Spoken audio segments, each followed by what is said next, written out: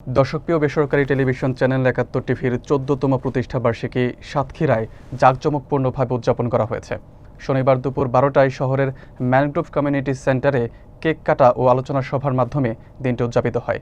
বিস্তারিত থাকছে মোহাম্মদ মোকাররম বিল্লাহ ইমনের তথ্যচিত্রে। অনুষ্ঠানের সভাপতিত্ব করেন দৈনিক দক্ষিণের মশালের সম্পাদক অধ্যক্ষ আশিক এলাহি। প্রধান অতিথি ছিলেন সাতক্ষীরা ১ আসনের সাবেক সংসদ সদস্য ও কেন্দ্রীয় বিএনপির প্রকাশনা সম্পাদক হাবিবুল ইসলাম হাবিব।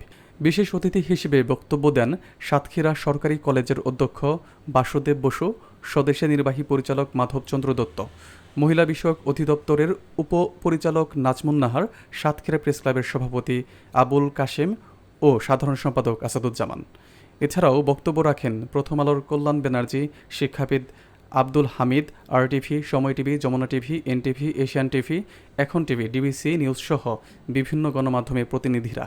অনুষ্ঠানটির সঞ্চালনা ও সার্বিক তত্ত্বাবধানে ছিলেন DBC নিউজের সাতক্ষীরা প্রতিনিধি বেলাল হোসেন।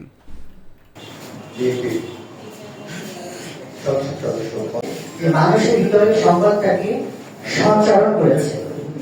৭১ টেলিভিশনের আজকে ১৪তম প্রতিষ্ঠা বার্ষিকী। কেউ তো চেয়েছিল এই ৫ই অগস্ট এটাই হবে ৭১।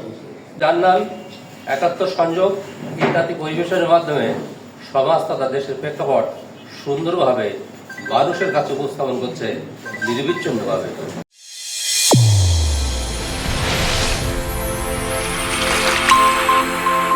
চ্যানেল A1 হৃদয়ের স্পন্দন।